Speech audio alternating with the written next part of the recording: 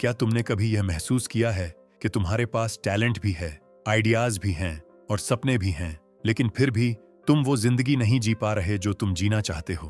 कभी सोचा है इसके पीछे असल वजह क्या है? लोग अक्सर कहते हैं किस्मत साथ नहीं दे रही, हालात ठीक नहीं, मौका नहीं मिला, लेकिन हकीकत अक्सर इन सब से बिल्कुल मुख्तलिफ होती है। इंसान का सबसे बड़ा रुकावट बाहर नहीं होता, वो उसके अंदर होता है, और उस रुकावट का नाम है नफ्स। नफ्स वो कहुव्वत है जो तुम्हें आसान रास्ता दिखाती है। जब तुम डिसिप्लिन का फैसला करते हो, नफ्स कहता है अभी नहीं, कल से शुरू करेंगे। जब तुम मेहनत का इरादा करते हो, नफ्स कहता है थोड़ा आराम कर लो। जब तुम कोई बुरी आदत छोड़ना चाहते हो, नफ्स कहता है बस आखिरी बार।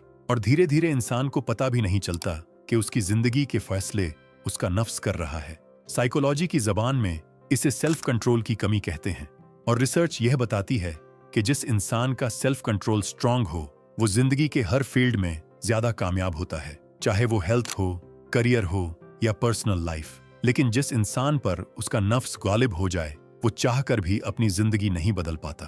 वो प्लान बनाता है मगर फॉलो नहीं करता, वो गोल सेट करता है मगर उन तक पहुंच नहीं पाता। क्यों? क्योंकि नफ्स शॉर्ट टर्म प्लेजर चाहता है और कामयाबी लॉन्ग टर्म डिसिप्लिन मांगती है। यही वो जंग है जो हर इंसान के अंदर चल रही होती है।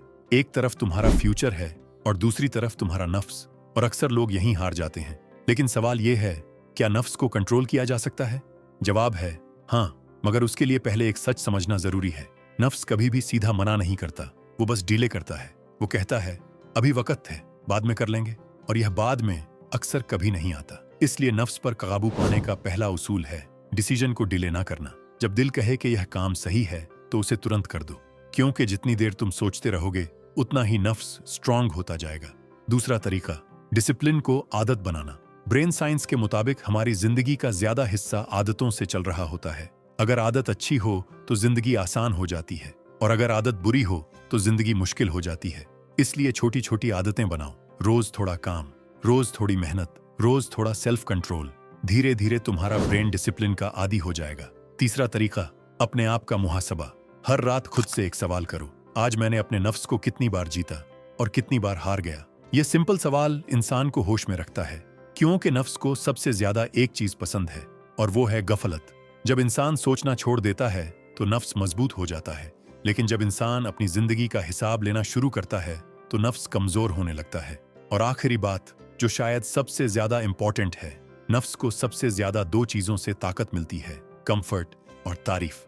कंफर्ट इंसान को सुस्त बना देता है और तारीफ इंसान को गुरूर में डाल देती है। इसलिए अगर तुम अपने नफ्स को कमजोर करना चाहते हो तो अपनी जिंदगी में थोड़ा सा डिस्कम्फर्ट लाओ, थोड़ी मेहनत, थोड़ा स्ट्रगल और थोड़ा सब्र। यही वो चीजें हैं जो इंसान को मजबूत बनाती हैं।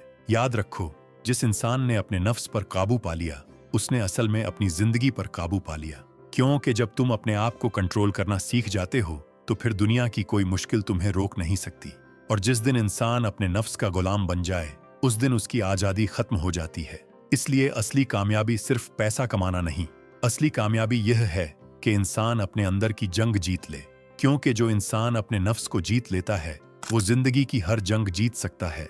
अगर मेरी वीडियो से आपको कुछ हासिल हुआ है तो इसको दोस्तों के साथ शेयर जरूर करें। आपका छोटा सा काम किसी की जिंदगी बदल सकता है। अगर आप लोगों से अपनी इज्जत करवाना चाहते हो तो ये 5 साइकोलॉजी ट्रिक्स सीख लो। मैं आपको वहीं मिलूंगा।